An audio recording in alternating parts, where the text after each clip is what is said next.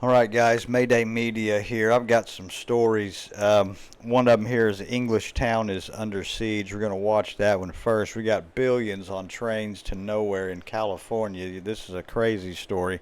And in Harris County, we've got a proposed $305,000 raise, up from a $140,000 raise for the constables.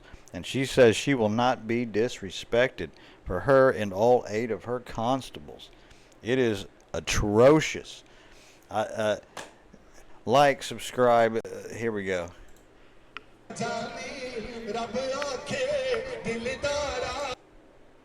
That'll probably be copyrighted, so I'll just take that out.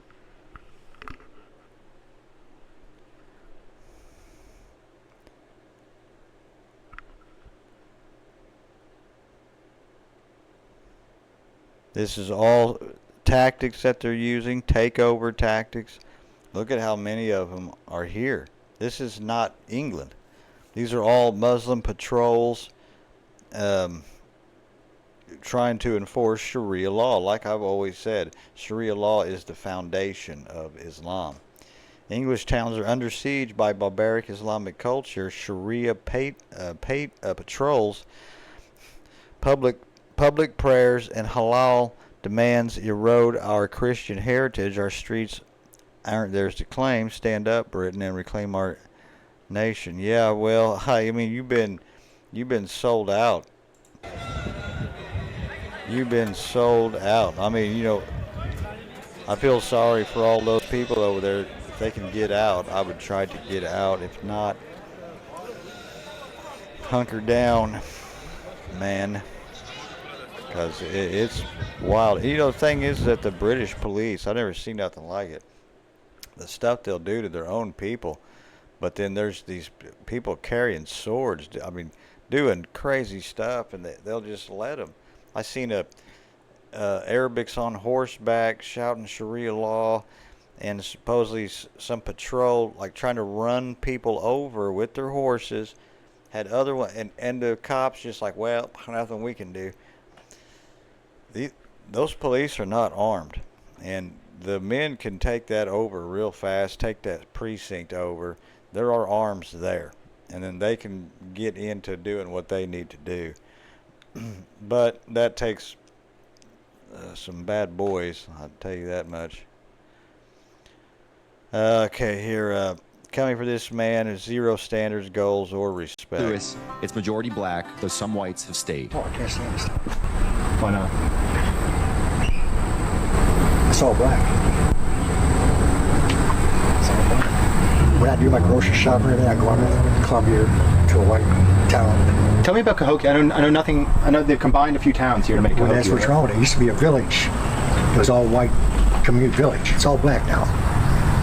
I'm a minority. I have no say-so whatsoever. You got people walking up down the street throwing trash. Nobody knows how to be quiet black people. They yell and scream. And so, yeah, shootings out here all the time. Stabbies. They just had 2 killings last week. I had a bar for 13 years. Then my health caught up with me, so I had to sell my bar. But my bar was full of blacks. But it was friends. Grown men.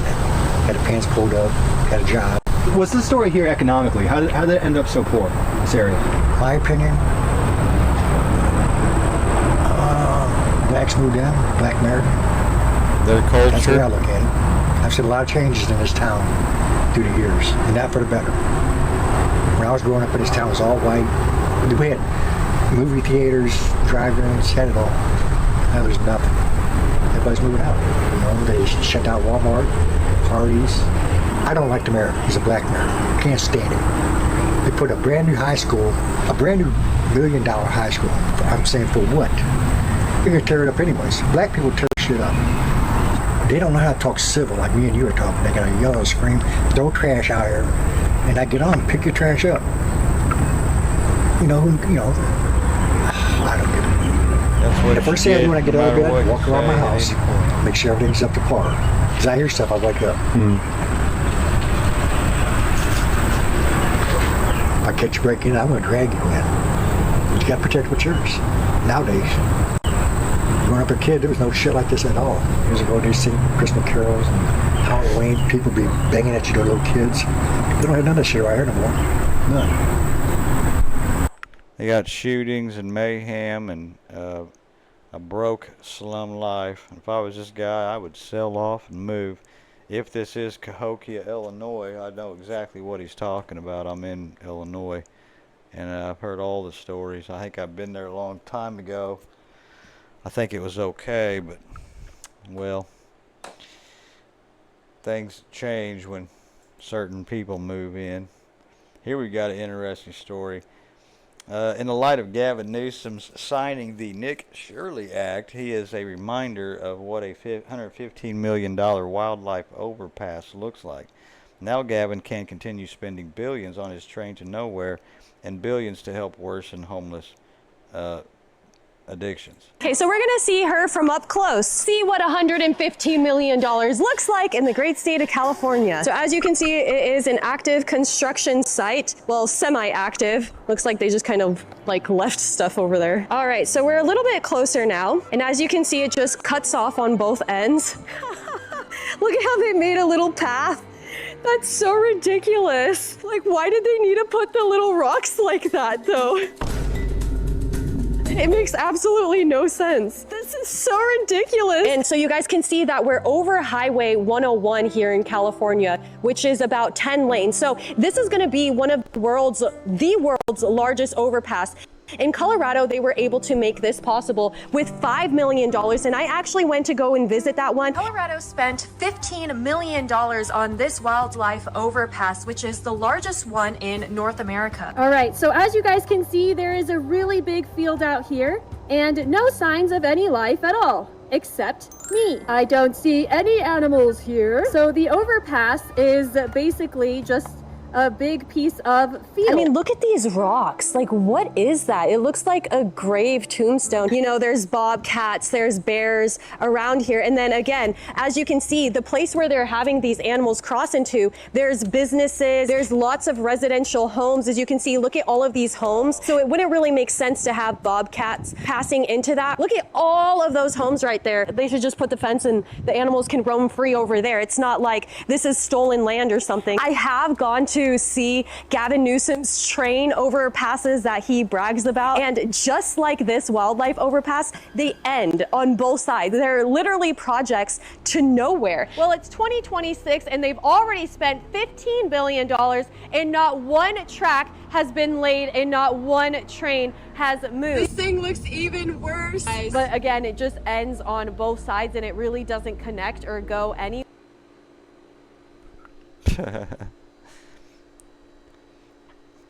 Once they take us off the world currency, the dollar, I mean, you're not even going to be worrying about this stuff.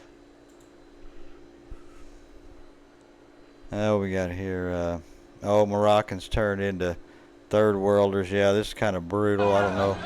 There's some wild stuff. They're beating each other, chasing each other around. This is Suerta. I mean, it's just a constant, and you know these people sitting up here recording this are like, oh my God, how do we get out of here?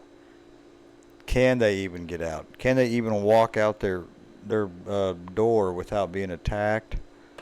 I mean, look at this. What are all these men doing here? I mean, what time is this? Where are we at? I mean, you're just on the beach? I didn't even think you were allowed to be on the beach past dark. This is wild. This guy's coming here busting up gardens, ripping stuff up. Under Democratic control in Aurora, I don't know if this is Illinois or not, a homeless man spent hours smashing beehives with cinder blocks, ripping out plants, and stripping the corn from a community garden that local families use to feed themselves. Residents called Aurora police again and again, zero response. Only after the vandal collapsed and they called the fire department did 5 police cars finally appear. They waited until he collapsed. This is not new. The same garden workers say they have begged for a response before and gotten the same silence. Democrats soft on crime, soft on vagrancy policies will destroy your country. Yes, it will. Here we go. You'll go to jail for this. Someone was destroying a community. Oh, shoot. Garden here in Aurora, and police didn't respond for hours. I'm here at the Denver Urban Garden at 16th and Yosemite talking to people who love planting here. A lot of people use this garden to supplement their food budget. On Saturday, they tell me they saw a man who appeared to be experiencing homelessness destroying their garden. It's all on that. video. He's picking up cinder blocks, slamming them down onto their beehives. He pulled up plants, he stripped corn. Meanwhile, they're calling Aurora police over and over again. Ultimately, they had to call the Aurora Fire Department when they say the guy passed out here. And they say it was a huge response, like 5 police cars came. People who work this urban garden say it's not the first time they've tried to get the police to respond here. They're hoping to get the word out and try to hold someone accountable and find some solutions. Why would you destroy gardens?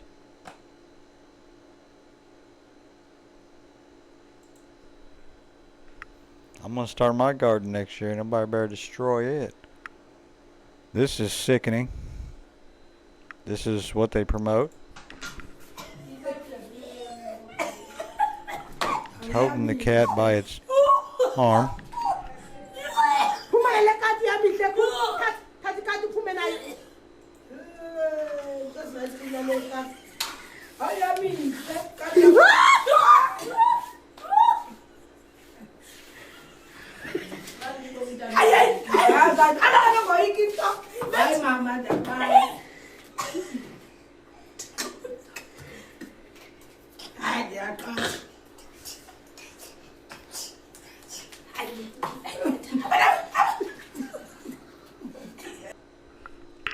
Maybe we can call the animal police on this and get that poor kitten out of there before they eat it. I mean, what language were they speaking? I mean,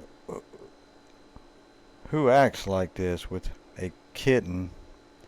And then who eggs it on like this with your, I would, instead of saying, no, you don't do that, son, you don't hurt things. Oh, yeah, that's right, I forgot.